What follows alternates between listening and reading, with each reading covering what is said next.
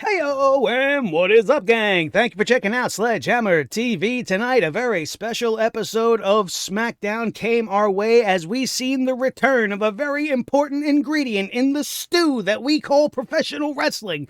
An ingredient that has been missing for almost 500 days. That very special ingredient is you. And me, and every single person that filed into the Toyota Center in Houston, Texas tonight for the go-home show for Money in the Bank this Sunday, brought to us by the Blue Brand, and it was very good, but there's always a but, and we have no choice but to bring the hammer down on SmackDown, and we are going to do that right here and right now. My name is Nick Nightmare. You are watching the Sledgehammer Wrestling Show's SmackDown Money in the Bank Weekend Review and Reaction Show.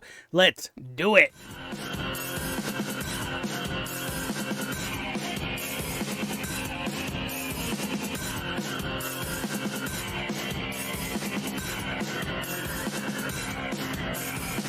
Sledgehammer Wrestling Show.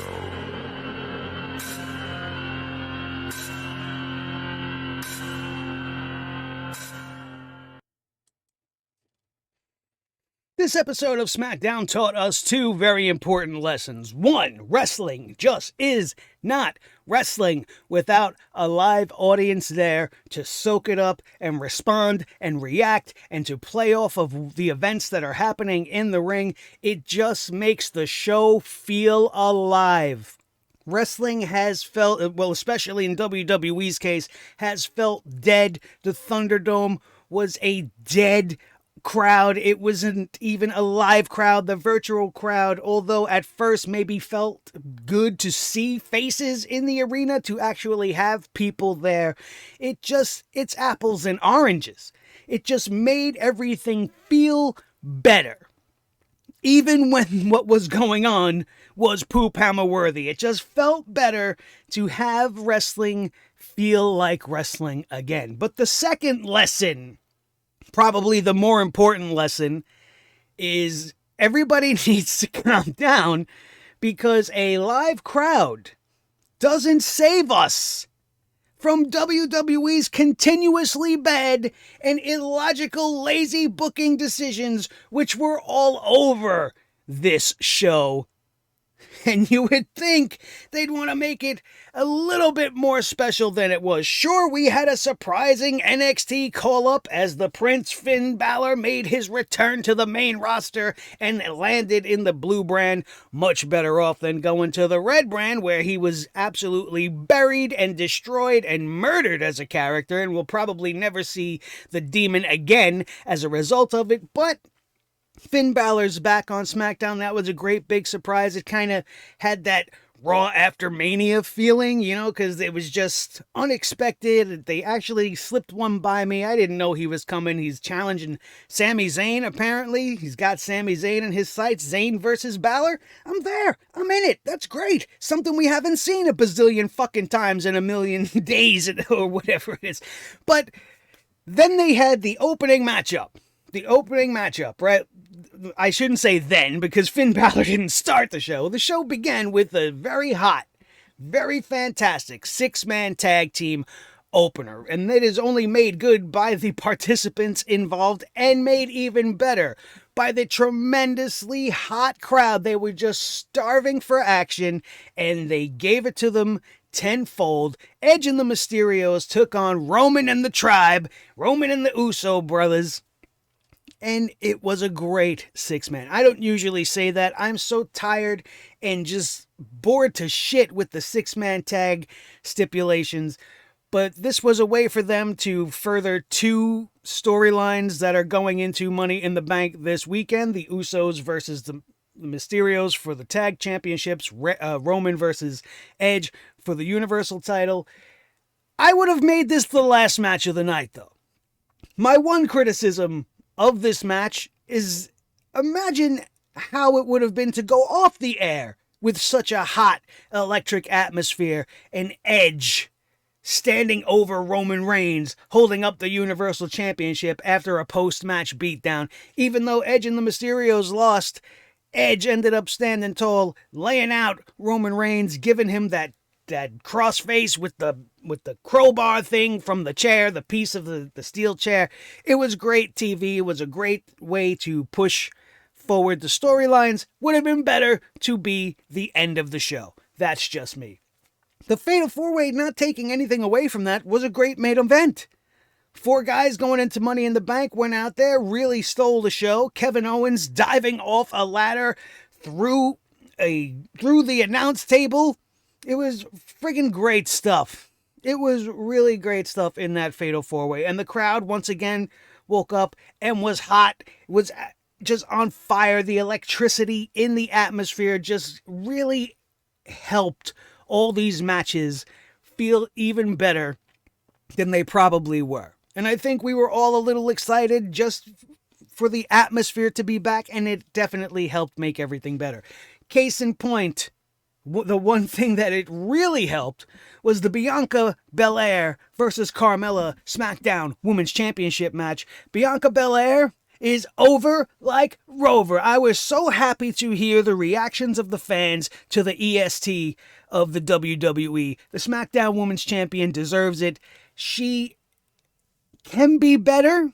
She will be better. This really is just the beginning for Bianca Belair. They have booked her kind of weak, and just the stories they've been telling with her character have been kind of boring, but I'm hoping that seeing the tremendous positive reaction from that Houston crowd who was just all over Bianca, everything she did, they were with her every step of the way. And it wasn't that they hated Carmella that much, it's that they actually like the SmackDown Women's Champion. And while she's technically not really where she needs to be, and she's not really being showcased in the best light as SmackDown Women's Champion, this was a good match. Probably one of Carmella's better matches. I've seen her wrestle better matches than she even had here with Bianca Belair, but it was a good showing. Bianca looked strong. She pulled out a Davey Boy Smith delayed stalled suplex. For the power of the woman is unmatched maybe in all of the women's division, Tamina and Nia included. I think Bianca Belair might be the strongest woman in the WWE.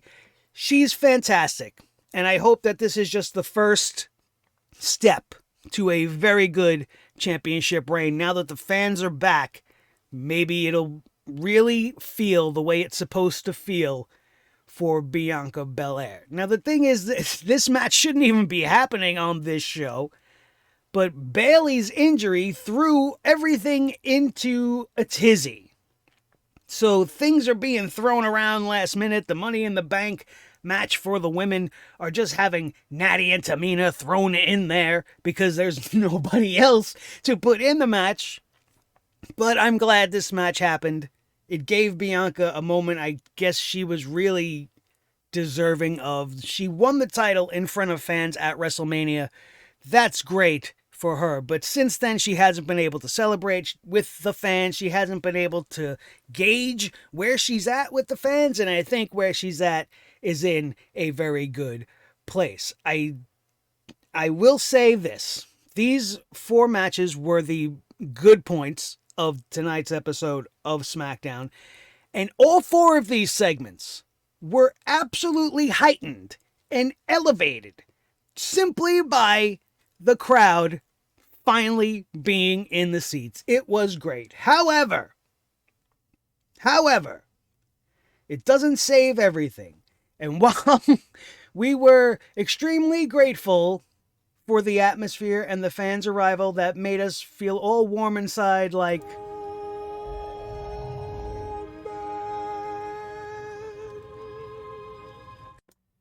it is still very important not to forget to bring the hammer down on the fact that this is still just the same old WWE stuff. Why could you say that? How could you say things were so great, but yet it's still poop hammer? Well, I'm about to lay it down for you. First of all, repeat segments and terrible repeat segments never fly well with me, and the poop hammer definitely comes down on what they did with the Women's Tag Team Championships. All we had was a repeat an almost identical repeat, exact replica of what we seen last week as Noxie and Shotzi. The two crazy girls from NXT that nobody knows two fucking things about. Coming on to SmackDown tonight, they're getting an opportunity to earn a number one contender spot and challenge the champions. And they announced this, right? And I'm figuring, oh, well, maybe they're going to throw together a tag team match of some sort, and the winner will get a title shot, which will obviously be Shotzi and Noxie over there. But then they said, no, they're going to face the champions themselves, like they did last week when they beat them already on SmackDown. So here we are again. And this new team, this out-of-nowhere team that wasn't even a team in NXT. Shotzi had a different partner in NXT. I don't know why Ember didn't follow her, but this is it. They have their match again tonight. They beat the Women's Tag Team Champions. Again, for the second week in a row, thanks to some nonsense. The distraction finish because Liv Morgan and Zelina Vega were arguing on commentary over who was going to win the Money in the Bank throughout the entirety of this match. They ended up getting into a brawl outside, which made Natalya be like, what's going on outside? Which makes Natalya look like a fucking idiot. What do you care what two chicks that aren't even in your match are doing on the outside? Finish and handle your business. You're in there defending your reputation as champions. You're not defending the titles, but you don't want to look like a couple of chumps, especially after already losing last week. But no, Natty's more worried about what Liv's wearing. She's more worried about Zelina Vega's new red stripe in her head. What are these two cats yelling about out there? Uh-oh, I've been rolled up, and now I'm fucking a loser again. What are they doing? And let's throw out all these cards on the table. I'm just going to say this to you guys. I love Shotzi Blackheart. I thought she's a great character. She's got a fantastic look. She does the thing with the tank. Great. Fine. I don't mind. I hate that they took her last name away, but I'm used to it by now when NXT people go up to the main roster. However, the girl with the shiniest wizard, Tegan Nox. I have nothing bad to say about Tegan Nox. She is a pro wrestler. She's a decent pro wrestler.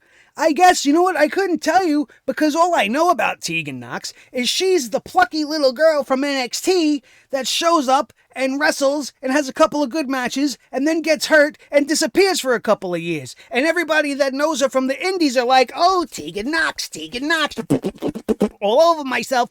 But I don't see it. I don't see it. What is so special about Tegan Nox? She looks like the local jobber girl from whatever area they are in tonight. I don't get it. And then when you debut her next to somebody that's easily got more charisma than her, has a better look, stands out more, she just falls even further into the background, if you ask me. Now, it's not a personal thing. I have nothing against the girl. I just have no reason to root for her. I don't know anything about her. It's the Rhea Ripley syndrome.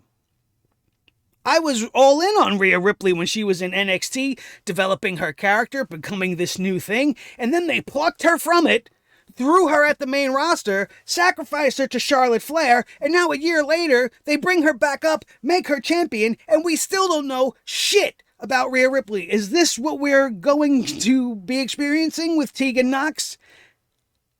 Or Nox, as they just want to call her? She's just Nox. She's not allowed to have a first name. Her partner's not allowed to have a last name. They're Shotzi and Nox. It's fucking awful. At least give them a name. As a tag team, whatever. I don't appreciate it. I don't care for it. And the hammer comes down as a result. Just like the hammer's going to come down on another disqualification finish. They just can't seem to have a show where we don't have roll-ups, we don't have distractions, and we don't have disqualifications. Obviously, the ass-kissing portion of this show is over, ladies and gentlemen. Sure, I loved the fans being there. I was happy as shit. But what doesn't make me happy is when you give me something like Otis versus Cesaro. Now, this is coming off of a backstage interaction they had, and now you've piqued my interest. Otis is a powerhouse. Cesaro, we know what he could do. I don't know what really this story is or this journey is that Otis is on, but he's got Chad Gable in his corner. Cesaro standing alone at this moment. He's got nobody on his side. This was more of a tease than a match or an angle than anything else, because we were going to have Otis versus Cesaro, and before the match really could even get started, it was over. Chad Gable interfered, got his man disqualified, giving the victory to Cesaro. And all I could think they're going to do from here is give Cesaro some random guy and give him another random person to tag with. He's been with Shinsuke. We've seen him with Sheamus. We've seen him with Jack Swagger. He's had a million fucking tag team partners over his life. I'm sure they'll just throw him somebody else, and then we'll have this Alpha Academy feud versus Cesaro and his friend. Because what else are they going to do? Everybody's talking about Otis and Gable winning the tag team championships. Why? For what? What the hell have they done? I think it would be better if the fucking Usos took it right now. And I know it doesn't make sense to reward Jimmy Uso after being, pulled over for a DUI. But if the WWE don't give a shit and he's going to be on TV anyway, you might as well tell a good story. Otis and Chad Gable versus Ray and Dominic, that doesn't do anything for me. But the Usos versus Ray and Dominic, in the midst of this Roman Reigns thing that they're doing, has more weight to it. I'd rather Ray and Dominic hold those titles all the way through to SummerSlam and lose it to the Usos then. And have Roman and his family draped in gold. Why can't we do that? I'm more for that than anything else. But that apparently is just me. Then things get progressively worse, and we have to bring the poop hammer down again. I'm bringing the graphic up again. That's how bad this shit was. Because we have to see Broken Baron Corbin, Broken Corby, coming out here with his little fuzzy salt and pepper beard and his half bald head, and he's letting his hair kind of grow out so he looks like he's got a patch of grass on his head, and he's trying to look as pathetic and downtrodden and just really showing the world visually how fans feel about him deep down inside. When we see Baron Corbin, this is exactly how we see him. Like a big disheveled loser. A guy that gets almost to the top and then they pull the rug out from under him. And now they're going to play this angle where he's pitiful and he's coming out and he's begging us for money. Apparently he started a crowdfunding page and he wants $100,000 and he wants the fans to donate to his cause, and they actually made this webpage, and you can't donate, thank God, because there are idiots out there that would fucking donate to this clown, because there are people out there that actually believe everything on the fucking TV, and I'm sure he does have some fans that would throw some money his way, and this is a terrible thing to be doing with this character. I don't care if he's going to turn it around on a dime and then turn around and become Happy Corbin, and he persevered through all of his depressing bullshit, and I don't fucking care. I don't care. And there was too much time given to this whole fucking situation. And he's just whining and crying. He had to fire his maids. His daughter is 2 years old and she's depressed because of some shit. And I just don't care. I just don't care. There is nothing that you could do with this character that is going to make me turn around and go, wow, you know what? I'm all in on Corbin. Let's go. Let's go. Corbin is never going to come out of these lips in my life. He could turn around and become the biggest baby face and get the biggest Vince McMahon push of all time. And maybe every single one of you might even jump on board. You know who's not? Me. That's who. Baron Corbin has had more than enough chances to be anything at all in professional wrestling, but he only comes out the other end as a big fat fucking loser, and I don't want to see him on my TV anymore. Thankfully for us, Kevin Owens came out and gave him a stunner to kick off the main event, which was that fatal four-way to end this show. Seth Rollins would win this thing, pinning Big E after curb stomping his face into a ladder. I wouldn't worry too much, you guys, because traditionally the winner of this sort of a match leading into a Money in the Bank match is not going to win the actual Money in the Bank match. Now, I know we are talking about Seth Rollins, and they are planting those seeds, and I feel like maybe WWE wants to go Seth Rollins versus Roman Reigns, even though it doesn't make any sense at all to do that at this point. But making Seth a multiple-time Money in the Bank winner, he is probably the smartest and most well-known Money in the Bank cash-in of all time, the heist of the century, as they love to dub it, maybe being even better than Edge with the Money in the Bank. There was an interesting confrontation between Seth in his ridiculous star suit. He had a black suit that was covered in stars, looked like my ceiling when I was 13 years old, and I had all the glowy stars on the top that when you turned your lights off, you had a galaxy on your roof, on your ceiling. Remember those? That's what Seth Rollins fucking looked like. But he had an interesting back and forth with Edge, where he was laughing at him doing the Seth Rollins thing, and then he got real serious and was like, it would be great if you won. I'm going to be rooting for you, so that I can cash the Money in the Bank briefcase in on the man that made the match famous. I thought that was very cool. That's the type of stuff we need, more of that tension, seed planting for down the line. Because I don't think Seth Rollins is going to win Money in the Bank, and I don't think anybody thinks Edge is going to be victorious over Roman Reigns right now, which definitely leaves this as a good basis for Edge versus Rollins for SummerSlam this year, going forward. And I'm all in on that. I don't mind it at all. I don't mind Seth Rollins winning this match. I enjoyed this match very much. I still maintain that Big E is the clear-cut and one and only winner for this Sunday's Money in the Bank. That's my prediction. It will be even better coming off of Bobby Lashley destroying Kofi Kingston, and then maybe Big E coming over to Raw in the draft a couple of months away, allowing time for everything to build even more. I don't know. It's an interesting time right now. They're promising big surprises, and they did give us one with Finn Balor on this evening, and now we got Money in the Bank this Sunday. What do they got in store for us now?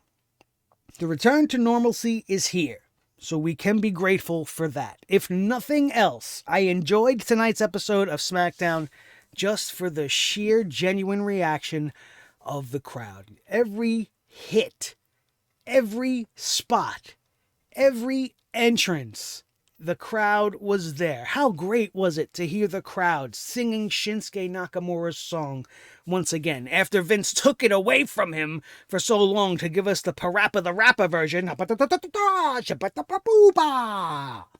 And now we finally got to sing the King's song. I love it. I love it. The fans are great. And one last thing I want to point out that I would love you guys, if you get your asses to a WWE event, there's one thing you need to remember. And the good example to use here is Roman, okay? We've hated Roman for so long, right?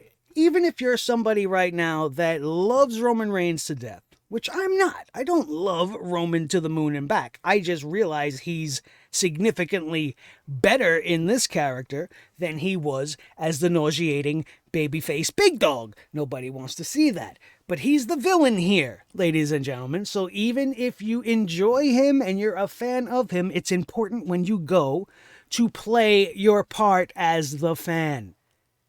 Otherwise, you start to screw things up. And I'm all for everybody voicing their opinion when you're upset.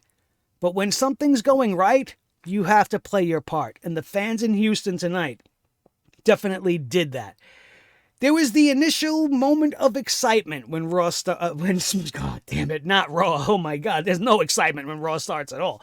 But when SmackDown started and Roman came out, the fans initially erupted in approval, but then immediately remembered, oh yeah, right.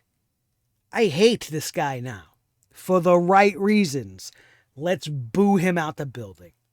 And they did. It was more of a mixed reaction, kind of the same reaction we've always kind of felt for Roman from the fans, somewhere in the middle, because he's always going to have the people that cheer for him and the people that cheer against him. But in this case, the people that cheer for him are probably the people that relish the villain.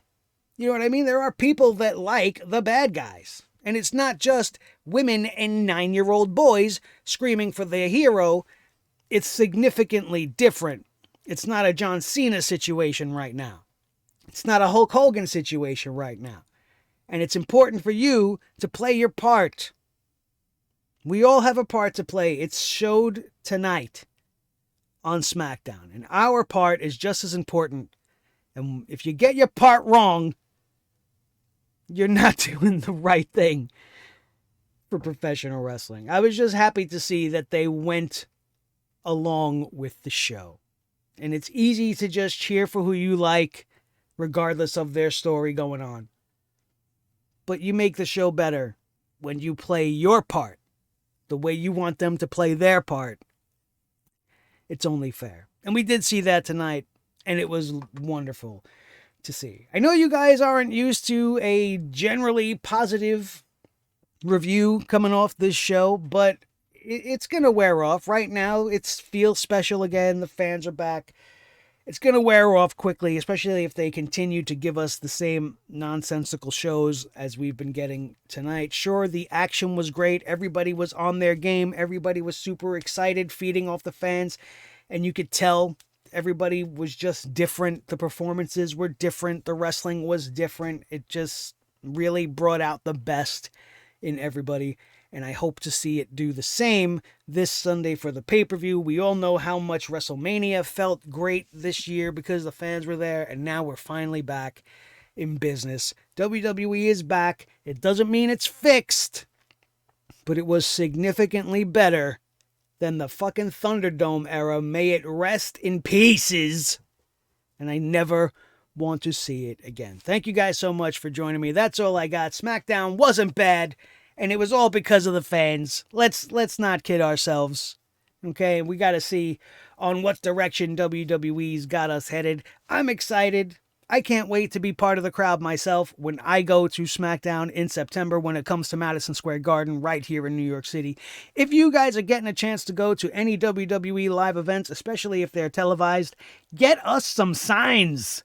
Let's get some Sledgehammer TV signs taking over the airwaves as we make our way back to live performances as well. I can't wait to go, man. And I got my AEW ticket as well. I know I don't cover AEW all the time, but I got my eye on it. I got my finger on the pulse. I know what's going on. It is a historic show at the Arthur Ashe Stadium, just a few minutes away from my house in Queens. It would be stupid for me not to go. My only complaint, because you know I gotta complain about something, is when I was trying to get a ticket for Dynamite, the ticket price range went from like $25, right? And those were in the real shitty seats, to like $60, which were still in the real shitty seats, but I guess you're just further down in the shitty seats.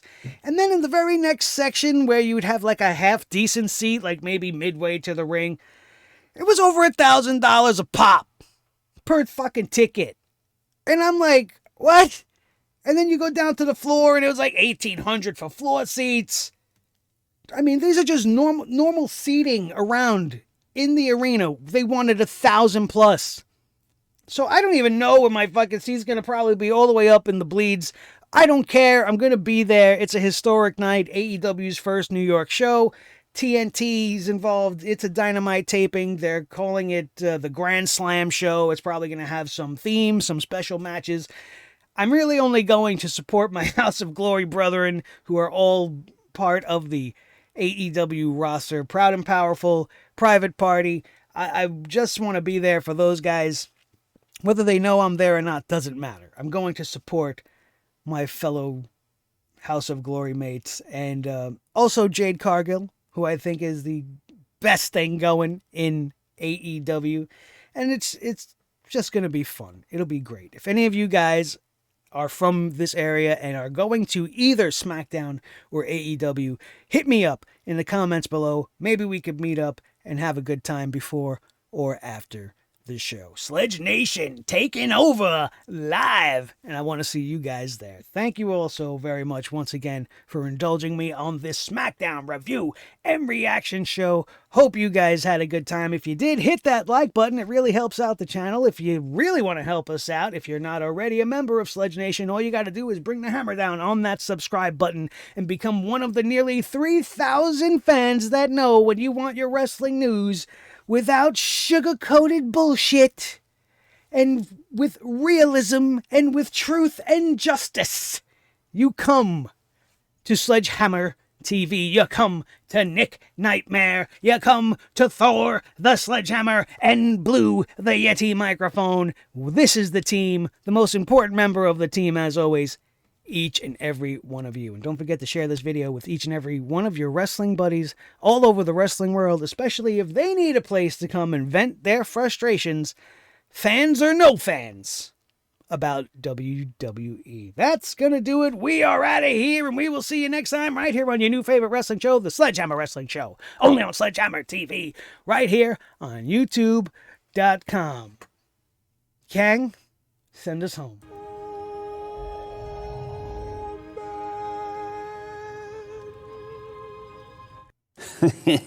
Thanks, Vince.